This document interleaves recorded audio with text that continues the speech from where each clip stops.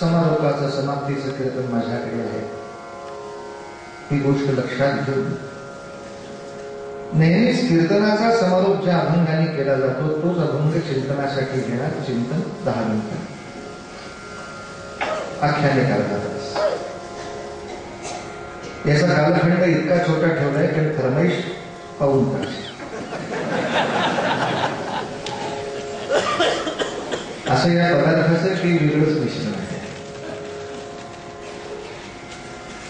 अभंगाचे शब्द सर्वश्रुत आहेत. फक्त एकदा नियमासाठी म्हणून घेतो. कुठल्या रागात म्हणावं असा एक मोठा चिंतनाचा विषय होता. बरेच लोकांनी अशी अपेक्षा केली तुमच्या रागात म्हणा म्हणून सागमध नीद मग गमग सानी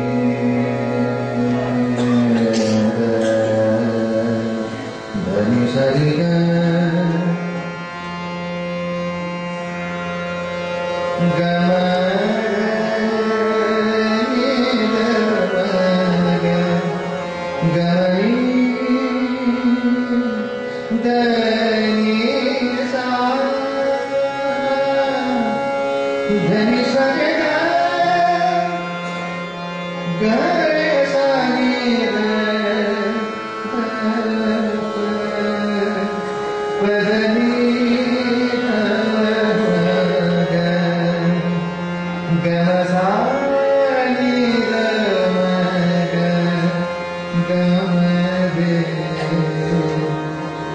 Okay.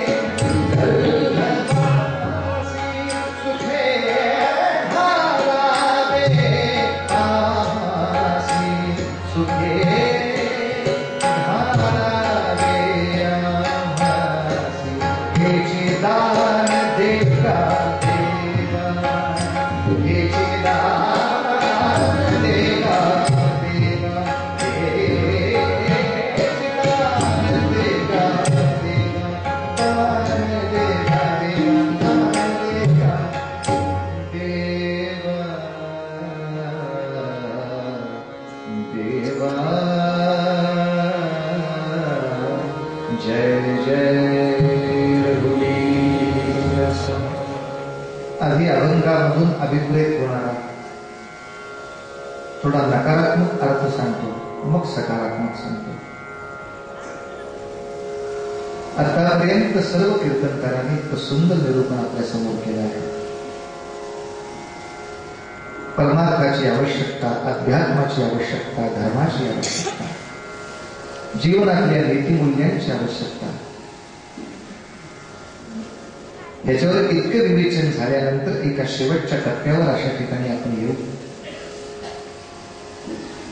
की जसं हरदासबुवांनी सांगितलं, मनुष्य पातक का करतो की पैशाच्या जोरावर आणि बुद्धीच्या जोरावर त्यातून सुटता येईल असं त्याला वाटतं, म्हणून तो पातक करतो. पण जर बालपणापासून हे भगवंताच्या अस्तित्वाचे संस्कार कायम राहिले तर असं बुद्धीमध्ये येणार नाही. कारण बालपणापासून आपण हे निश्चितपणे ऐकलेलं आहे, पातक इतर कोणापासून लपू शकेल? भगवंतापासून आहे. या भगवंताच्या दृष्टीतून कोणीच सुटणार नाही. आणि त्यांनी एकदा त्या पातकासाठी अमुक एक शासन तुला निश्चित केलं की त्या कायद्यातनंही कोणाची सुटका नाही, जन्मजन्मांतरी सुटका नाही. आजचा कायदा माझ्या या जन्माला थांबवू शकतो. मला समजा 10 वर्षाचा तुरुंगवास आणि फाशी अशी शिक्षा झाली आणि 2 वर्षाच्या तुरुंगवासात मी समजा मेलो तर आपोआपच फाशीची शिक्षा रद्द होते, मृत्यू आधीच झाला. भगवंताच्या दरबारात तसं होत नाही. जी पुढची 8 वर्षाची शिक्षा शिल्लक आहे आणि फाशी ही शिल्लक आहे ती पुढल्या जन्मामध्ये पुनरावृत्त ट्रान्सफर होते. ती जन्मोजन्मी तुमच्या मागे पाठलाग करत असते. तेव्हा हेच दान देगा देवा, तू माझ्या पातकांवर लक्ष ठेवून मला शिक्षा द्यायला आहेस याचा विसर न व्हावा. कोणापासून लपू? एक फार प्रसिद्ध वैद्यकीय कथा आहे. एका श्रीमंत सावकाराचा, मी विनोदी वाक्य म्हणतो, श्रीमंत सावकाराचा, एका श्रीमंत सावकाराचा लेक अत्यंत आजारी पडला. डॉक्टर बोलवले. त्याची नाडी परीक्षा झाल्यानंतर डॉक्टरने सांगितलं फार काही वेळ हा शिल्लक राहील असं वाटत नाही. लवकर उपचार का नाही केले? म्हणजे जन्मापासून उपचारच चालू आहे. 10 लाख खर्च झाला उपचारासाठी. पण आता उपचार करून उपयोग नाही, संपणार हा. अशा वेळेला त्या वडिलांनी सांगितलं, डॉक्टर किती वेळ शिल्लक आहे? 1 मिनिट. वडील त्याच्यापाशी बसून राहिले. त्याच्या डोक्यावरून हात फिरवत रडत राहिले. म्हणाले, कंटाळाच करे मला माझ्या घराला, का निघून चालला असं व्हायला का? आणि ही वैद्यकीय कथा म्हणून प्रसिद्ध आहे. त्या डॉक्टरांनी लिहिलेला हा अनुभव आहे. त्यांचा सुद्धा विश्वास नव्हता पुनर्जन्मावर. पण डॉक्टर म्हणतात हा प्रसंग मीच पाहिल्यामुळे माझा विश्वास ठेवावा लागला. ते लहान गप्पूर ताट उठून बसलं आणि म्हणाला, विसरलास मला? आपण दोघं पूर्वीचे मित्र होतो. व्यापारासाठी बाहेर निघालो. व्यापारामध्ये भरपूर नफा कमवला. घरी येताना निम्मा नफा मला द्यावा लागेल या मोहापायी मला समुद्रात फेकून मारलास. बाकी माझ्या घरच्यांनी विश्वास ठेवला, सगळ्यांनी डोळे झाकून विश्वास ठेवला की कशाला मित्र कोणाचं वाईट करेल. परमेश्वराच्या दृष्टीने ते नाही सुटलं. माझ्या नफ्यातले 10,000 बुडवलेस. ते वसूल करण्यासाठी भगवंतांनी या जन्मात मला परत पाठवून दिलं. त्याचे 10 लाख मी वसूल केले तुझ्याकडून. आता ह्याच्यानंतर तुला कोण जन्माला येणारा पुत्र आहे तो येईल. भगवान के दरबार में देर है अंधेर नाही. एवढा एक नियम जर सगळ्या घोटाळे करणाऱ्या लोकांच्या शिक्षकांनी, आई वडिलांनी त्यांना जन्मभर शिकवला असता, कशाला कोण कुठल्या तरी घोटाळ्यामध्ये गेला असता. मनातून पातकाची देवाची भीतीच काढून टाकली की ह्या सगळे त्रास सुरू होतात. एक छोटासा याच्या मागे प्रश्न असा की कित्येक वेळेला धर्मशास्त्र जर असं सांगतं की गंगेमध्ये स्नान केल्यामुळे पातक जात असतील तर मग पातक करायला हरकत काय?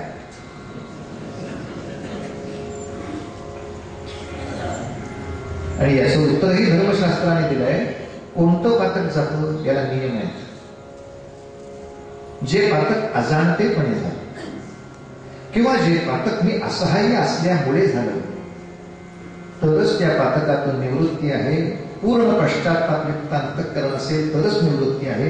पुढची पातकं करण्यासाठी फाईल क्लिअर करायला गंगेची स्नान असेल तर त्यातून निवृत्ती नाही. पातक हे जन्मजन्म भोगावंच लागतं आणि ते भोग सुटका करायची असेल, सोडवायची असतील, मार्ग एकच असतो, सर्जनासारखा मार्ग. दुसऱ्या कोणत्याही मार्गाने परमेश्वरापाशी ऍडजस्टमेंट करता येत नाही. असा माझ्यावर काटेकोर लक्ष ठेवायला भगवंता तू आहेस याचा मला विसर पडू देऊ नकोस. अनेक वेळेला संत स्वतःच्या दृष्टीनं अभंग लिहितात. अभंग तुमच्यासाठी असतात, त्यांना आठवण असतेच. शिकवायचं असतं समोरच्याला, पण शिकवलेलं नाही आवडत. माणसाला चांगलं सांगितलं तरी नाही आवडत. मग असे बुवाने सांगितलं तसं सूट बूट घालून मनुष्य रस्त्याने छान चाललेला असताना समोर शेणाचा गोळा दिसला की आपला जीव कळवळतो की आता ह्याचा काय जर शेणात गेला, ह्याला किती त्रास होईल, ध्रुव्याला किती त्रास होईल. हा बर्थडे केक कशाला रस्त्यात ठेवला. आणि असं ते शेणाच्या गोळ्याकडे बघून आपण कळवळ्यांनी जरी अगदी प्रामाणिकपणे सांगायला लागलो, तो इतक्या निर्घृण पद्धतीने ते पाहतो. शेण पडलं होतं, मग त्यात पाय पडला असता म्हणजे बलिदा झाला असता. आम्ही शेणात पाय टाकू नाही तर शेण तुम्ही मध्ये बोलणारे कोण. शेवटी माणूस म्हणतो जा बाबा आता काय करू मी तरी. समर्थांना त्यांच्या मनाला सांगायची काही गरज नव्हती, सांगायची तुम्हाला. फक्त म्हणताना आपल्या स्वतःलाच म्हटल्यासारखं म्हणायचं, मना सज्जना भक्ती पंथेची जावे तरी श्री हरी पाहिजे तो स्वभाव. हे म्हणेपर्यंत समर्थांनी नामदर्शन घेऊनही झाले. ते त्यांच्या मनाला कशाला सांगतील, सांगायचे आमच्याच मनाला. ऐकत नाही ना. तसं तुकोबा सुद्धा या ठिकाणी सांगताना त्याने हे सांगायची स्वतःच्या मनाला गरजच काय. एक आयुष्य नव्हे कित्येक जन्म जन्म पातकापासून दूर आणि पुण्याईच्या मार्गानेच वाटचाल केलेले हे संत, त्यांना हे कशाला सांगावं लागतंय. सांगावं लागतं समोरच्या माणसाला, का पातक करतोस, परमेश्वराला विसरलास, तो पाहत नाही असं वाटलं. हेच दान देगा देवा, देवा तू माझ्या पातकांना शिक्षा करायला आहेस याचा विसर न व्हावा. विसर न व्हावा हे समजण्यासाठी शुद्ध लेखन आवश्यक आहे, शुद्ध वाचन आवश्यक आहे. शुद्ध लेखन का असावे लागते, तुम्हाला काय म्हणायचे आहे ते मला नीट कळावे यासाठी शुद्ध लेखन आवश्यक असते. मला कळूच नाही अशी इच्छा असेल, कशाचीच गरज नसते. ते एकत्र लिहिले तर तुझा विसरण काय स्कोर व्हावा. विसरण व्हावा म्हणजे काय व्हावं. पण दुर्दैवाने तुम्ही आणि आपल्या परमार्थामधले सुद्धा स्वल्पविराम पाळत नाही. लक्षात घ्या, सदोष उच्चार करणाऱ्याला त्या उच्चाराचं सदोष फळ भोगावंच लागतं. म्हणून कोणी मंत्र, वेद, पौरोहित्य असं उच्चारण करणारे असाल तर खरंच कोणापासून एकदा सावध व्हा आणि आपले सगळे उच्चार एकदा तपासून बघा. सदोष उच्चाराचं फळ, सदोष उच्चाराचं पातक यजमानाला लागत नाही, म्हणणाऱ्याला लागतं.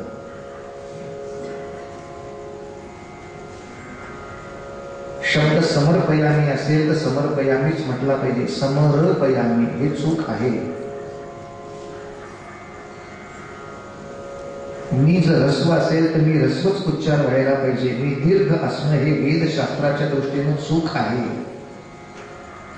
करोमि यज्ञ सकलं परस्मै असा शब्द असताना करोमि यज्ञम म्हणणं हे शास्त्राच्या दृष्टीने चूक आहे.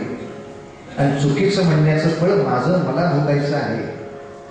आज कित्येक वेळेला पौरोहित्य करणाऱ्यांची पिछेहाट झाली याचं पुष्कळचं कारण रामरक्षा म्हणून सुद्धा पौरोहित्य करता येतं हे पाप त्यांनी केलं.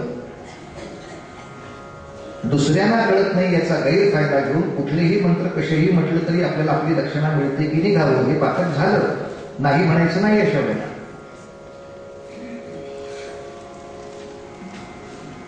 मी अथर्वशीर्ष म्हणताना तरी सगळे शब्द योग्य म्हणतोय का.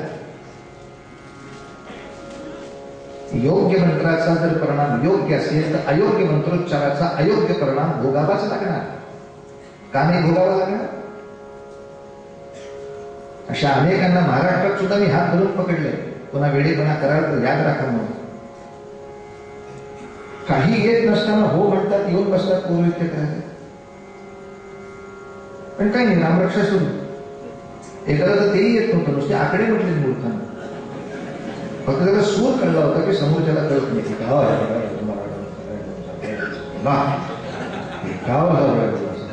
तुमचं वय मुस्कडत कशी पण हा फरक. इथे तुम्ही आणि कठोर झाल्याशिवाय शक्य नाही. आणि आणखीन एक आमच्या इथल्या पुरोहित वर्गाने काही वेळेला एक छोटीशी चूक केली आहे की आपला देह व्यसनाला देऊन टाकला. ज्या मुखातून रुद्राचं पारायण व्हावं त्या मुखामध्ये तंबाखू असावी काय? प्रकाश कितीही चांगला असला तरी तो ज्या कंदिलातून बाहेर पडतो तो कंदील तितकाच स्वच्छ नको काय? प्रकाश कितीही पवित्र असला तरी त्याला प्रगट करणारे जे साधन आणि माध्यम मलिन असतील तर त्या प्रकाशाला मर्यादा येणार नाहीत काय? तर किमान गुटख्यापासून तंबाखू पर्यंतची व्यसनं ज्यांच्या मुखामध्ये मंत्र आहेत अशांनी टाकली, इतकाही स्वार्थनिरपेक्षपणा भारतात दिसत नाही. आम्ही मंत्राची टिलकी वाजवू शकतो, पण या मंत्राचं सामर्थ्य त्याच वेळेला प्रगट होऊ शकतं जेव्हा संपूर्ण देह इतका निर्व्यसनी स्वामी विवेकानंदांनी सांगितल्याप्रमाणे करावा लागतो. देह देवाचे मंदिरा इतकं ठेवतोच पवित्र देहाला.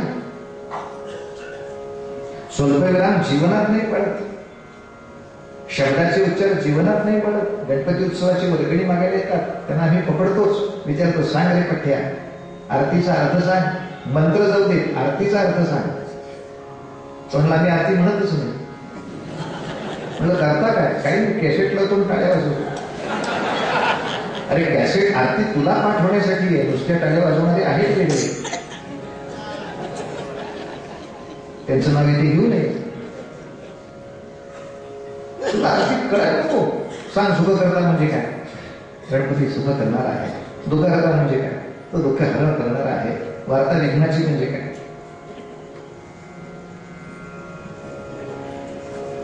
गणपती विघ्नाची वार्ता आहे.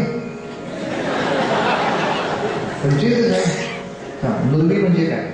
दुर्वी म्हणजे न पुरवी, पुरवत नाही, शिल्लक ठेवत नाही. दुर्वी. पुरवी म्हणजे काय? पुरवतो, पुरवतो पण काही शिल्लक ठेवत नाही आपल्यासाठी. ही कृपा द्यायची. काय गोंधळ आहे? महाराज माझं चुकतंय का समर्थांचं? म्हणलं हे म्हणणार तूच.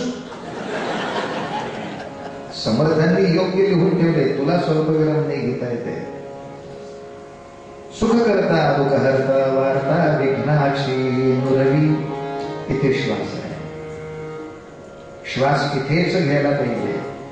नुरवी पूर्वी प्रेम एकत्र म्हणणं शास्त्र चुकलं.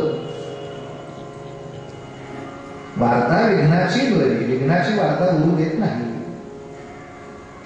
तो स्वल्पविराम तिथेच म्हटला पाहिजे आणि येतो. सुख करता दुःख हरता वार्ता विघ्नाची नुरवी पूर्वी प्रेम.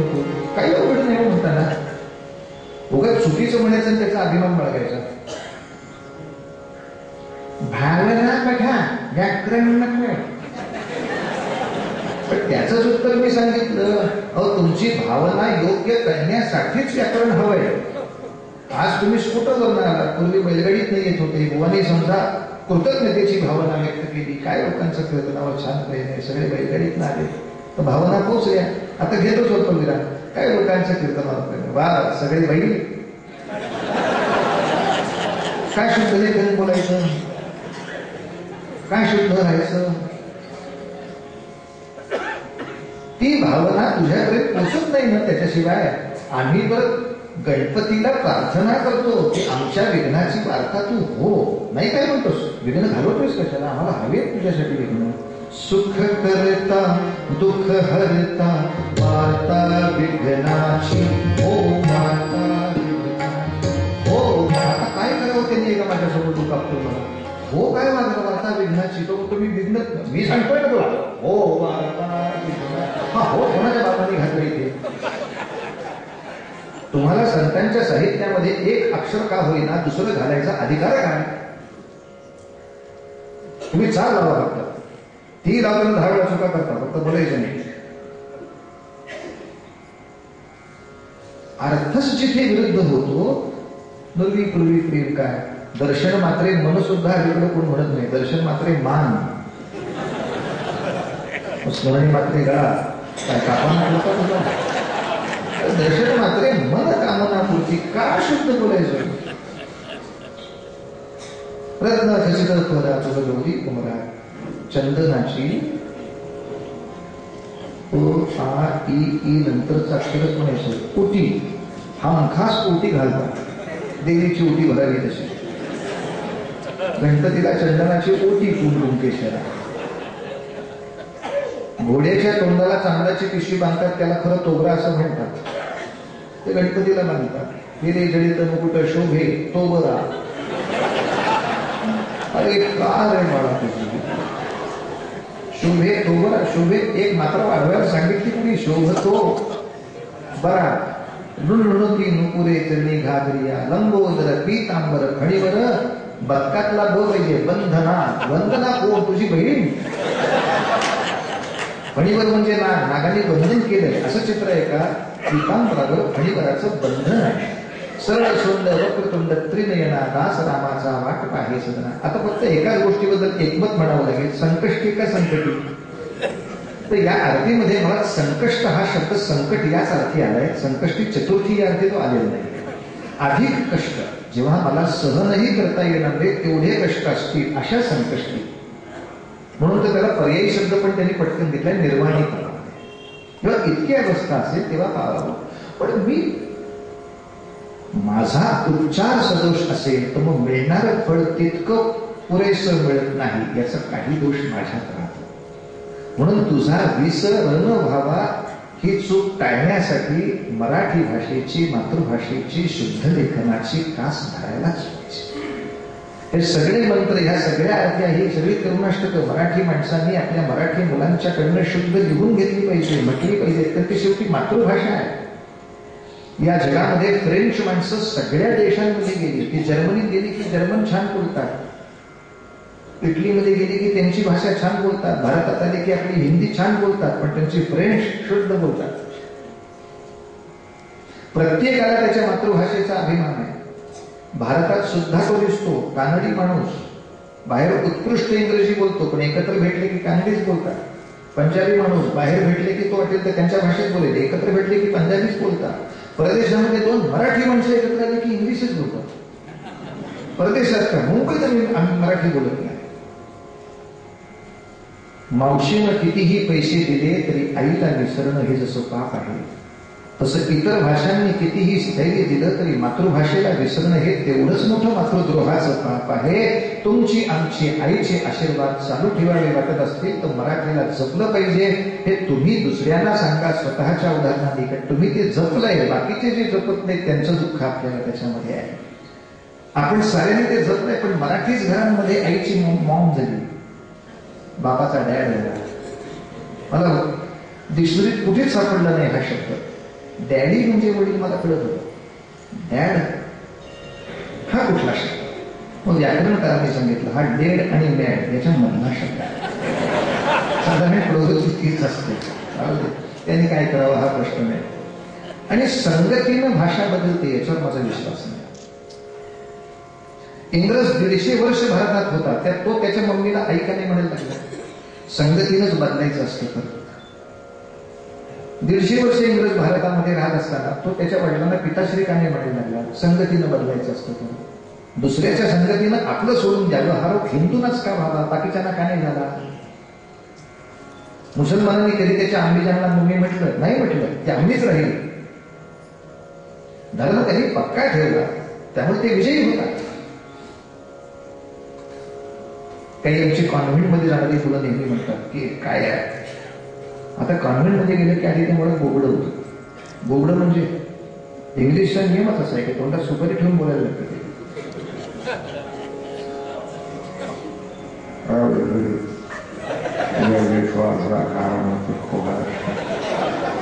सुपारी तोंडातली काढली नाही ना. आता असा खूप आवडते हा रामरक्षा कसा म्हणायचा प्रश्नच आहे. बोबड्या अरे रोजचा उच्चारच घालत असतो. हे काय करणार असं आठवं असतेच असं आहे काय असं बोलावं लागतं. काही शक्य नाहीये. समजा आपल्या घरातली मावशी बालवाडीमध्ये नोकरीला असेल तर तिच्या शेजारचं ऍटमॉस्फिअर कसं आहे? सगळी लहान मुलं असतात. तो बालवाडीत शिशू कळत नाही छोटी छोटी मुलं असतात. पटकन त्यांच्याशी रोज कसं बोलावं लागतं माझ्या मावशीला. 12 तास ती बिचारी त्यांच्याबरोबर असते बालवाडीत. तो दबा आणला का? नाही आणला दबा. कोणी आणला? तुला आम्ही नाही का? असं ती 12 तास शाळेत बोलते. तिनं घरी आल्यावर हेच बोलत का? सासऱ्याला जेवायला वाटताना मामा जे माझे सरळ बोलून माझ्याशी काय बोलायचं बाळाच्या शाळेमध्ये बोर्डेच्या शाळेत बोबड बोलावं, घरी आल्यावर बोलावं की शुद्ध, घरी आल्यावर असावं की शुद्ध. त्यामुळे आपलं करुणाष्टक मात्र घराघरामध्ये चालू पाहिजे. अनुदिनी अनुतापे तापलो राम राया परमदिन दयाला नीरसी मोह माया. एकदा सगळ्या बृहन महाराष्ट्रामध्येच नव्हे तर भारतातल्याही मराठी लोकांना अभिमानाने सांगता आलं पाहिजे. जसं मुसलमान माणसं अभिमानाने सांगतात, माझं पोरग मेडिकलला आहे, सकाळी 8ला बाहेर जातं, रात्री 8ला येतं, तरी सुद्धा हातपाय धुवून नमाज प्रार्थना केल्याशिवाय नाही दिवस. ख्रिश्चनाला सांगता येतं, माझी मुलगी इंजिनिअरिंगला आहे, सकाळी 7ला जाते कॉलेजला, संध्याकाळी 7 वाजता बिचारीला परत यायला, पण तिथे हातपाय धुणार, एक मेणबत्ती येशू समोर लावणार, मग जगाचा प्रश्न. एकदा आमच्या पोराला विचारलं, येतं काय एखादं करुणाष्टक? वेळ कुठं आहे? अरे वा रे वा. राष्ट्रपती पदावरती असताना, नासाचे शास्त्रज्ञ असताना, स्वतः एवढे मोठे विद्वान संशोधक असताना अब्दुल कलामांना नमाज पडायला वेळ आहे. तू त्याच्यापेक्षा विद्वान करलास. आमच्या जीवनात देवाचं अस्तित्व काढून टाकलं तेव्हापासून ह्या पातकाचा जास्त प्रादुर्भाव तुमच्या आमच्या जीवनात झाला. तुझा विसर न व्हावा हा नकारात्मक विचार झाला. आता सकारात्मक, बी पॉझिटिव्ह मध्ये बोलूया. काही लोकांचा प्रश्न असा आहे की भगवंत आपल्याबरोबर आहे, भगवंत आहे आणि तो माझी काळजी घेणारा आहे असं म्हटलं माणूस आळशी नाही तो होणार. तो सारखा प्रार्थना करत राहील, देवा परम समर्था देवा देवा देवा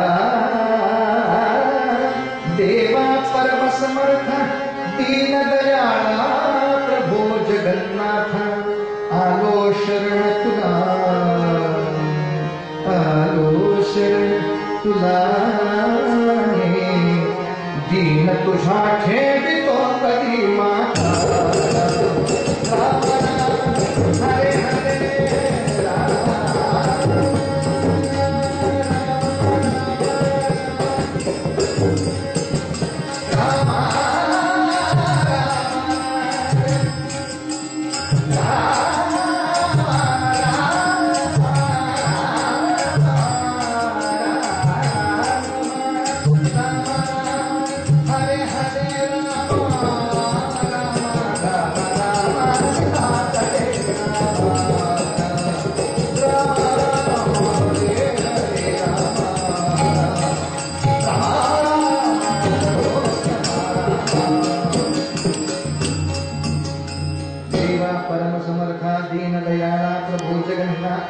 आलो शरण तुला मी दीन तुझा ठेवितो कधी माथा. असं मगाशी नको का म्हणताय? ते रामा रामा रामा करून कशाला टाळा कुठली इथं कानापाशी कडकड कडकड. तसं कारण आहे, कारण सगळ्यांनाच माहिती आहे. कीर्तन केव्हाही असो झोप येतेच का नाही? कीर्तनात नक्की झोप येते म्हणून तर देवाने जन्मकाळ बदलून बघितले आपण. गोपाळकृष्ण म्हणजे रात्री मध्यरात्री मी जन्माला आलो तेव्हा कीर्तन असतो, तेव्हा झोप येते, ठीक आहे. प्रभू रामचंद्र आपण दुपारचं घेऊ जन्म, दुपारी येते. मग सकाळचा पहाटे हनुमंतांचा तेव्हा पण येते, मग संध्याकाळचा दत्तांचा तेव्हा पण येते. वेळ कुठली हा महत्वाचा नाही, कीर्तन आहे म्हणजे झोप येते. त्याच्यावरची एक लोककथा पण प्रसिद्ध आहे. कुंभकर्णाच्या 2 बायका होत्या. त्यातल्या एका बायकोचं नाव जागृती, दुसऱ्या बायकोचं नाव मित्रा. तो 6 महिने या बायको कशी राहायचा, 6 महिने या बायको कशी राहायची, म्हणून 6 महिने झोपे कशी, 6 महिने जागृती कशी. रामरावणाच्या युद्धात कुंभकर्ण मेला, त्याच्याबरोबर जागृती सती गेली, राहिली निद्रा. तिनं विचारलं प्रभू रामचंद्रांना, आता मी काय करावं? प्रभूंनी सांगितलं, आता कथा कीर्तनाला जात जा. तेव्हापासून ती सती दुसरीकडे कुठे जात नाही म्हणून आमची तिला जात असते. त्यामुळे कीर्तनातल्या पद्यामध्ये सुद्धा असा नियम केलेला आहे, नुसती म्हणायचं नाही. आलो शरण तुला मी दीन तुझा हे तो अमृत जागा जागा जागा आहे. कीर्तन चालू आहे. असं आत्ममधनं जरा बरणी हलवून तांदूळ पुढे सारावे लागतात. त्यासाठी असे काही उपक्रम आहेत. पण आर्या ग्रंथाच्या शेवटी काही रामारामा लिहिलेलं नाही, ते सगळं बोनी तयार केलेली आवश्यक असतात.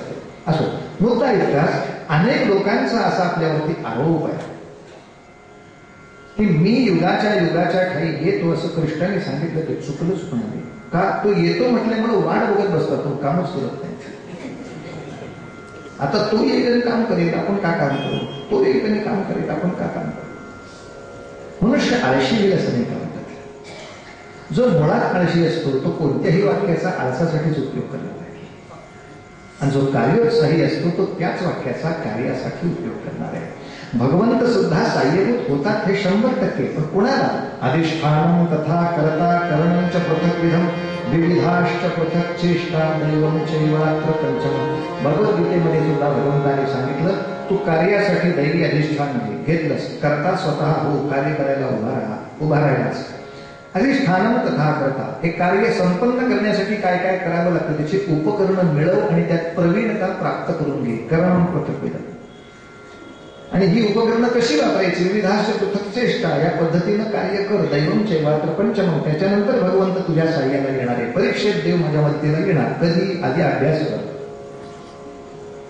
परीक्षेला जा, पेपराला बसायचा प्रयत्न कर, प्रश्नावर विचार कर, मग भगवंताच्या साह्याचा विचार. हा जर आपल्या दैवी साह्याचा विषय असेल तर भगवंत आहे या कल्पनेनं मनुष्य निराश कसा? तो अधिक कार्य उत्साही होईल. एक साने गुरुजींच्या चरित्रामधली साने गुरुजींनी सांगितलेली अगदी छोटी गोष्ट सांगतो, खूप छान आहे. पूर्वी बहुतांशी गरिबांची मुलं वसतिगृहामध्ये राहूनच विद्या शिकत असत. वसतिगृहाला अलीकडे हॉस्टेल असं म्हणतात. आणि अशीच वसतिगृहामध्ये राहणारी मुलं संध्याकाळच्या वेळेला भूताच्या गोष्टी वाचायची, रॅपिड रिडिंग. त्यांना ते सांगावं लागत नाही, मुलांची ती ओढ लागते, भूताच्या गोष्टी वाचत असतात. त्याच्यातून त्या मुलांमध्ये एकदा स्पर्धा लागली. अमावास्येच्या रात्री स्मशानातल्या पिंपळाखाली जो 10 मिनिटं जाऊन बसून गेली त्याला 100 रुपये द्यायची. मुलं वर्गणी करून ती काढणं होती तेवढीच. पण त्या काळातले 100 रुपये सुद्धा मोठे होते. शाळेची 1 वर्षाची फी सुटत होती. या सगळ्या मुलांमध्ये जो सगळ्यात घाबरट होता त्या मुलाने धाडस केलं, तुम्हाला मी जातो, मला द्या 100 रुपये.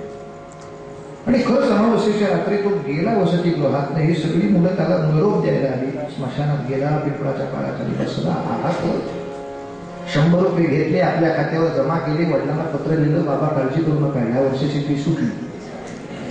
मग सगळ्या मुलांनी विचारलं, कसं रे लेका धाडस केलंस, कसं रे धाडस केलंस? तेव्हा त्या मुलाचं उत्तर असं आहे, मी एकटा कुठे गेलो होतो?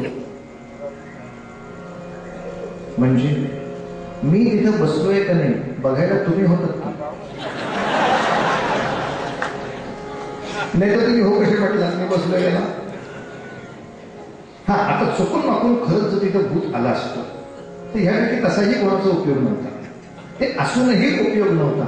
अरे जी माणसं अशा भूताला घाबरतात अशी 50 मुलं माझ्या बरोबर आहेत म्हटल्यावर घाबरट सुद्धा जर धाडसी होतो तर सर्व भूतांचे हृदय नाव ज्याचे रामराय तो माझ्या बरोबर असताना घाबरायची विषय इच्छा तरी कोणाला होईल काय? उपेक्षा कदा रामरूपी असेना जीवा मानवा निश्चयो तो बसेना. प्रभू रामचंद्र माझ्या पाठीशी असताना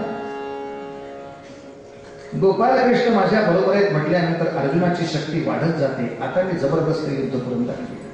नाही तर अर्जुनाला आपल्यासारखं म्हणता नसतं, मी तुझा भक्त आहे का नाही, मी तुझा उत्सव करतो का नाही, मी तुझं नाव घेतो का नाही, मी तुझ्या माळा करतो का नाही, मी दही कला खातो का नाही.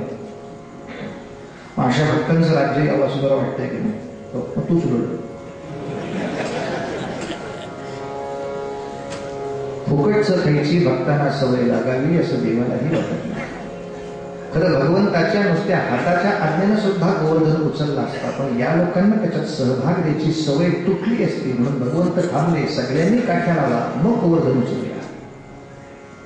ईश्वरी कार्यामध्ये नुसत्या शुभेच्छा आणि आशीर्वाद नको, प्रत्यक्ष सहभाग घ्यायला या. आमची इच्छा आहे गोवर्धन वरती झाला, कधी तू खाली गेल्यावर ये ना काठी घेऊन इथे, प्रत्यक्ष साह्याला उभा राहा, प्रत्यक्ष मदतीला उभा राहा. आणि असा भगवंताने जो कार्यगत उत्साह करणारा आहे त्याच्या पाठीशी राहायचीच फक्त प्रतिज्ञा केली आहे. असो, आता फरमाईशीकडे जातो. गुरुरंगाचं निरूपण पुरेसं झालं की भगवंताला धाडस करायला तयार होतात. तुकोबा म्हणतात, मी वाटेल त्या ठिकाणी जाऊन पाखंडाचं खंडन करून दाखवीन का, मला नाही भय वाटत, पण जेथे जातो तेथे तू माझा सांगतात की तू माझ्याबरोबर असताना मी का घाबरतोय. नामदेव महाराज दिल्लीच्या बादशहासमोर जाऊन सुद्धा सांगू शकतात, तुम्ही काय माराल तर मी तिला जिवंत करून दाखवू शकतो. तुम्ही काय दाखवता? अरे मारण्याची शक्ती फार किरकोळ असते, कोणाही सामान्य असते. मुर्दे को जिंदा करके दिखावा. ती शक्ती फक्त आमच्या संतांमध्ये, तुम्हाला आमच्याच पायाशी यावं लागेल. बादशाह समोर उभं कुठून धाडस येतो, हो भगवंत तू आहेस का माझ्या शेजारी? वाळवंटामध्ये खेळ बांधायला तुकोबाला ताकद कुठून येते, तू आहेस का माझ्या शेजारी? हा विषय झाला संतांचा. आणि खरं म्हणाल तर हाच विषय क्रांतिवीरांचा. जेव्हा सावरकरांसारख्या एखाद्या क्रांतिवीराला परदेशामध्ये गेलेले असताना भारताच्या स्वातंत्र्यासाठी प्रयत्न करताना लोकांनी बघितलं, सावरकरांनी तिथे एक उपद्व्याप असा केला होता की इंग्लंडच्या राजधानी लंडनमध्ये 1857च्या युद्धाचा सुवर्ण महोत्सव साजरा करण्यात आला. जे 1857 युद्ध आम्ही केलं, काही प्रमाणात आम्ही अयशस्वी झालो, पण तरी सुद्धा आम्हाला इंग्रज घाबरेल या तत्वामध्ये आम्ही यशस्वी झालो. पण ज्या इंग्रजाला घाबरवला त्याच इंग्रजाच्या राजधानीत त्याच्या घाबरल्याचा विजय उत्सव करणं. आम्ही आमच्या देशात आमच्या विजयाचा उत्सव नाही करत, म्हणून त्यांना सावरकर म्हणतात, आपल्याला काहीच म्हणत नाही.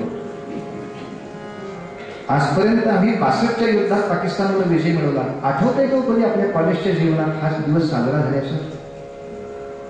71च्या युद्धात इंदिराबाईंनी एवढा मोठा पराक्रम गाजवून आपल्या देशाला विजय मिळवून दिला. आठवते कोण शाळेत कधी 71च्या युद्धाचा विजय कधी साजरा केल्याचं? कारगिलचा विजय आत्ता आपण आपल्या समोर इतका मोठा सैनिकांनी रक्ताचं पाणी करून वाहून घेतला. एका तरी शाळेत कारगिलच्या विजयाचा दिवस चाललाय का? आमच्या विजयाचे दिवसच नाही, फक्त मेणबत्त्या लावल्याचे लॉंग मार्च करून दाखवायचे होय. जणू काही भारताला विजय मिळतच नाही ह्या तऱ्हेने तुम्ही आमच्याशी वागताय. माझ्या देशाचा विजय आमची माणसं साजरा करत नाही. सावरकर परदेशामध्ये भारताचा विजय साजरा करायला उभे राहतात. शत्रूच्या समोर लोक म्हणाले, तुम्हाला भीती नाही का वाटत? मग भगवद्गीता कशाला वाचतोय? तो माझ्या पाठीशी आहे. गोपालकृष्ण माझा सारथी म्हणून मला सहाय्य करायला उभा आहे. आता कोणत्याही कुरुक्षेत्रावरती विजयी म्हणजे विजयीच होणार. म्हणून सावरकरांच्या स्वातंत्र्याच्या स्तोत्राला सुद्धा त्यांनी प्रारंभ जयोस्तुते याच शब्दांनी केला. तुमच्या भक्तांचा जय निश्चित आहे, भगवंताचा अधिष्ठान मान्य करून कार्याला उभे राहा. या 2 गाणी म्हटलीच पाहिजे असा मला इथं दम दिलाय. इथून उतरू देणार नाही असा दम दिलाय. उतरलो नाही तर मला जेवायला मिळत नाही असा दम दिलाय. आणि ग्वाल्हेरातनं जाऊ देणार नाही असा दम दिलाय. त्यामुळे आता वेगळी फरमाईश म्हणण्यापेक्षा विषय आणायची इथपर्यंत आलाच आहे. भगवंताचा आठव करण्याचा सोपा उपाय गुण गायीनं आवडी हेची माझी सरकार होती. पण मला सांगा, संतांनी गुण गायले पण प्रामाणिकपणे उत्तर बघायचं, फक्त गायले आचरले. भगवंतांनी काय सुंदर गीता सांगितली असं 100 वेळा सांगून अर्जुनाला कळत नाही. आता गीता तू सांग ज्ञानेश्वरी म्हणून. काय भगवंतांनी त्या कोकणामध्ये आनंद केला बघा. हे सगळं सांगून माणसं सुधारत नाही. आता एकनाथी भागवत तुम्ही सांगा.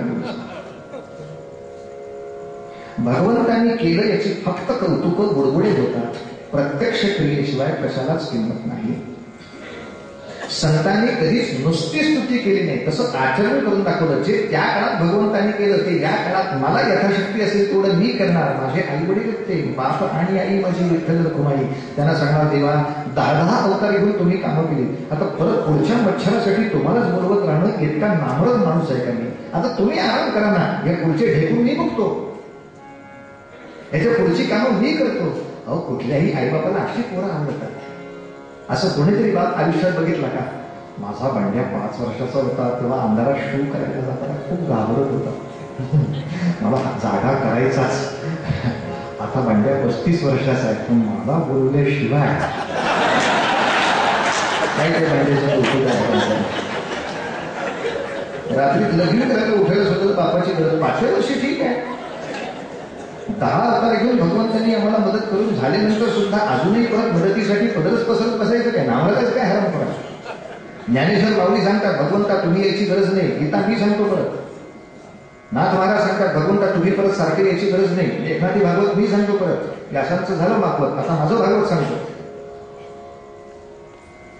महाराष्ट्रामध्ये खेळ मांडी येणार मालवणची ठाई नाचती वैष्णव भाई असा 8-10 लाख लोकांचा ईश्वर भक्तांचा मेळावा एकत्र करायचा असेल, प्रत्येक वेळेला तुम्ही कशाला या? भगवंता तुम्ही आराम करा. ठकोबा म्हणतात मी करतो.